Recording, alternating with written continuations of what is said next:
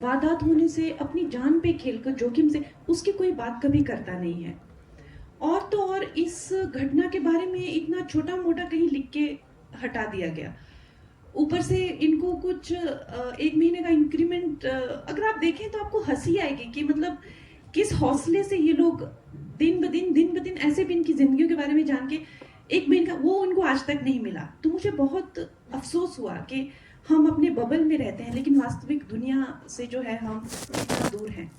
तो ये कैरेक्टर के बारे में जब मैंने इसको प्ले किया और जब मैंने ये कैरेक्टर के मैं अंदर गई, उसकी ज़िंदगी के अंदर गई, तो मुझे एक बात का एहसास हुआ कि मेरे लिए कितना ज़रूरी था फ़िल्म इंडस्ट्री से थोड़ी दूरी बनाना और एक वास्तविक लोगों के बीच में जाना, जो कि एक एज़ अ पॉलिटिशियन मुझे बहुत मौका मिला पिछले 1-2 सालों में।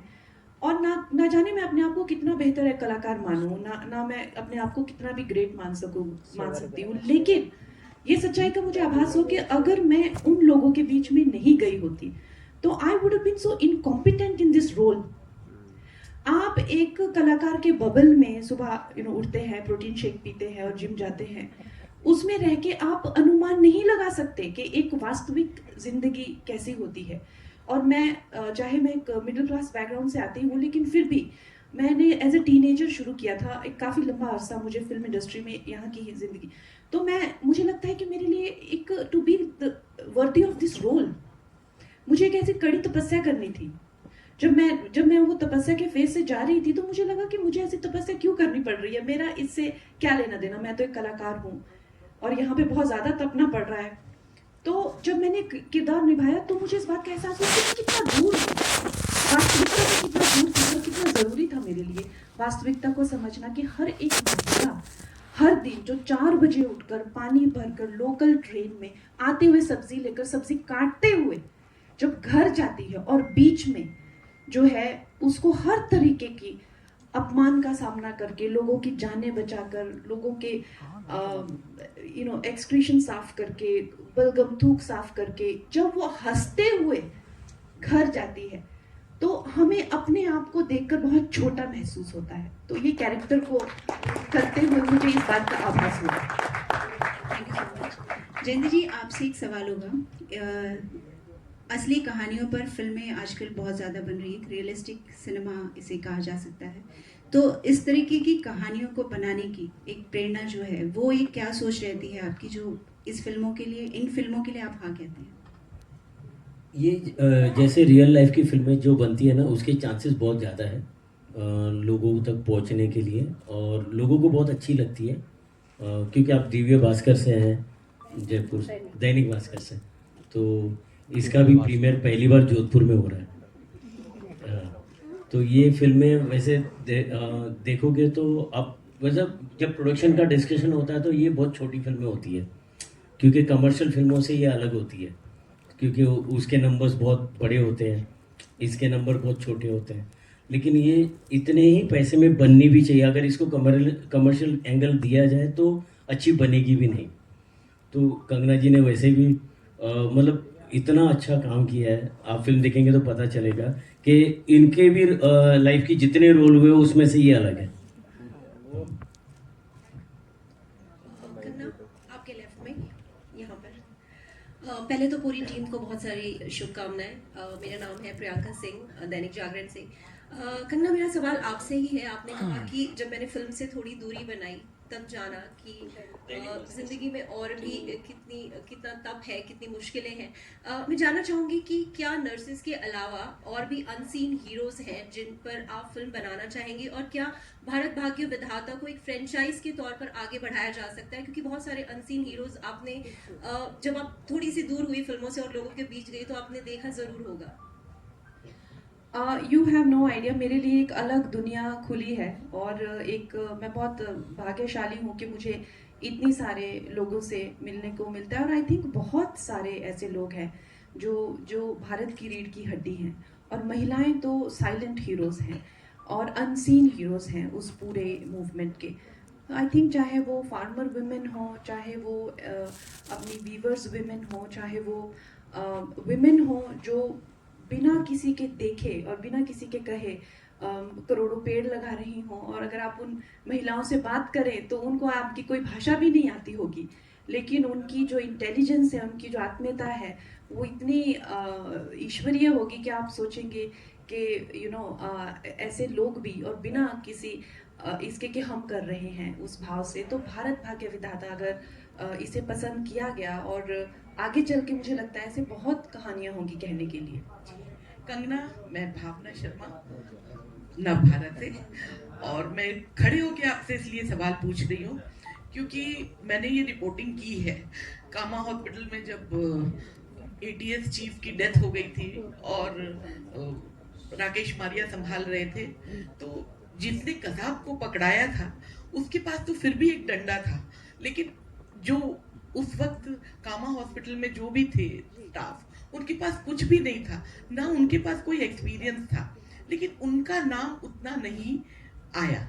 और राकेश मारिया को भी इस बात की बहुत तकलीफ थी क्योंकि उन्होंने नया नया वो संभाला था। क्या इतने सालों के बाद, एक तो बहुत बहुत बधाई कि आपने उन औरतों को सामने पेश किया, लेकिन अब जब आप इसमें है, पॉलिटिक्स में है, और यहाँ पर भी महाराष्ट्र में भी इसका भाजपा की गवर्नमेंट है, तो क्या आप नहीं चाहेंगे कि इन औरतों ने जो उन्होंने किया था उनको आगे लाने का या उनको कुछ करने का? डेफिनेटली मैम, आपने बहुत अच्छा प्रश्न किया है, और मुझे लगता है कि जो अक्सर जो है हम लोग ये सोचते हैं कि इनका बलिदान का कोई मायने नहीं है। ये सोच है, और ये सोच कहीं ना कहीं सब में है। तो इसी सोच को तोड़ने के लिए, क्योंकि आज इतने साल उस चीज़ को हो चुके हैं, और आई थिंक जो पुरानी सरकारें थी उन्होंने हर एक कोशिश की उनको चुप रखने के लिए, उनको बोलने नहीं देने के लिए, उनको इग्नोर करने के लिए, निगलेक्ट करने के लिए। लेकिन मेरा ये मानना है कि जबकि हम लोग उन लोगों को तो डेफिनेटली ग्लोरीफाई कर रहे हैं, ये उसी पर्टिकुलर इवेंट पे तो है, लेकिन मेरा ये मानना है कि कोई भी नर्स वैसे ही बिहेव करती उस दिन जैसे उन लोगों ने किया। कोई भी टीचर, कोई भी, अब हम नीरजा की स्टोरी जानते हैं, फ्लाइट अटेंडेंट, तो ये जो भारतीयों में ये जो भाव है, आत्मीयता का भाव, ये हम हर दिन देखते हैं। तो मुझे लगता है भारतीय बहुत ही एक उनमें एक आत्मीयता का जो भाव है उस पर ये आधारित है। तो वो जो हमारी बहनें हैं, वो उस दिन उस रात पे, जो कि उनको तो हम हर जगह जाके हमने जो है महाराष्ट्र सीएम जी से भी रिक्वेस्ट की गई है कि उनको बुला के कोई बैज ऑफ ऑनर या इस तरह से उनके साथ बैठ के हम उस दिन की बातें करें, क्योंकि मैंने उनके काफ़ी इंटरव्यूज़ भी देखे हैं, और ऐसा नहीं कह सकते कि किसी एक का ज़्यादा हीरोइज्म था। वही देखने वाले कि जो भी हैं उन लोगों ने, हमने तो फिल्म में शायद 1 या 2 डिलीवरी दिखाई होगी, 1-2 घंटे का एक पूरा रिस्ट्रिक्शन, 20 डिलीवरीज उन लोगों ने किया जब टेररिस्ट बाहर थे। एक भी पेशेंट को उन्होंने मरने नहीं दिया। एक भी जो बच्चे चाहे इंक्यूबेटर पर हो, चाहे कोई भी चीज़, तो आप समझ सकते हैं कि वो जो एक कर्तव्य को लेकर उनकी निष्ठा है और उनकी कर्मठता है, वो हम हर दिन जब भी हम अस्पताल जाते हैं, हमारे परिवार वाले हमें छोड़ सकते हैं वहाँ पे, लेकिन नर्सेज हमें कभी नहीं छोड़ेगी, ये हम सब जानते हैं। तो ये जो भाव है, इस भाव से प्रेरित होकर हमने ये फिल्म बनाई है। Hello, hi, on your right, you're Amar from Punjab Kesari. Hello. Hi, congratulations to everyone. This is such a beautiful trailer, and I think movies like these should be made more. For such a special reason, and for all these unseen heroes. Congratulations, Kangna. It's so refreshing and rewarding to see you in these roles. I mean, all the actors on the stage, they look like steel wrapped in velvet, and when I see all these nurses in the hospital and they are forming a team and doing purpose which is like almost godly, my first question is to Neerja ma'am. I'm sure we hear a lot of things, that there's a lot of friction on sets and all these jazz, but then to have a set where all the actors are female, I'm sure the empathy must be tenfold. So if you can talk about that, Smita ma'am, and if Kangna you want to add on that. My name is Girija. Never mind. I'm assuming that question was for me. Closest name to Neerja. So I'm taking it. Sorry, my question's for both Smita ma'am and Okay. Neerja. Sorry, Thank sorry. you. My bad. Sure. Do you want to go first? You spoke. यहाँ से वो करके जल्दी जल्दी आप लोग यहाँ पहुंचे उसके लिए आपका बहुत डबल धन्यवाद आप हमारी जो है खबरें जो है भारतवर्ष तक पहुंचाते हैं, हमारी फिल्म इंडस्ट्री को एनहांस करते हैं, प्रमोट करते हैं। अगर हमारी फिल्म इंडस्ट्री के भाग्य विधाता कोई हैं तो आप लोग हैं। मैं आज इस अच्छे इवेंट पे हमारी जो टीम है, यहाँ पे इतनी ज़्यादा टैलेंटेड लोगों की, कुछ नए पुराने दोस्तों की, उन सब का मैं यहाँ पे स्वागत करती हूँ। सबसे पहले जयंती भाई, जिन्होंने हमारी फिल्म को जो है इसमें विश्वास दिखाया, हमारी फिल्म को फाइनेंस किया और इसमें हमेशा हमारे साथ खड़े रहे। और मेरे पास एक स्पेशल रिकॉर्ड है, जो जयंती भाई ने इतनी बड़ी बड़ी फिल्में करी हैं लेकिन वो कभी किसी सेट पे नहीं गए वो हमारे सेट पे आए हैं, तो इसके लिए भी तालियां बजाइए। और शैलेश जी, अक्षर, बबीता जी आदि आज हमारे साथ नहीं है लेकिन वो इस दुनिया में हैं वो वेरी मच इन दुनिया में हैं और कहीं व्यस्त हैं। और बाकी हमारे दोस्त समिता जी, गिरजा जी, ईशा जी, सुनीता मैम, आप सबका हम यहाँ पे, और जो भी हमारी कास्ट है उन सबका हम यहाँ पे बहुत स्वागत करते हैं दोस्तों। और ये जो हमारा दिन है, भारत भाग्य विधाता की जो जर्नी है, वो हर एक भारतवासी के लिए ये बहुत ही एक ऐसी चीज़ है जो हमें ना कि सिर्फ अपने साथ, अपने परिवारजनों में, अपने आने वाली पीढ़ियों में, हर एक में ये चीज़ कल्टीवेट करनी है। कहीं ना कहीं हमें ये सिखाया गया है या हमने खुद सीखा है, ये हमारी सोच है, चाहे वो फिल्मों से हो, चाहे वो किताबों से हो, कहानियों से हो, कि कभी कहीं कुछ ऐसा ऐतिहासिक होता है, कोई एक लाखों करोड़ों में या सदियों में, युगों में एक होता है जो कुछ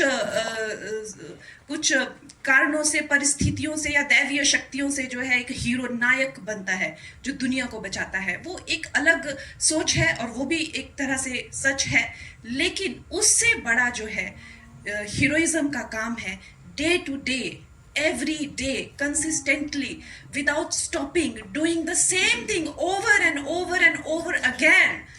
और आप सुबह से लेकर शाम तक सेम काम करते हैं लेकिन आप कभी थकते नहीं हैं। आप ये कहानी हो सकता है किसी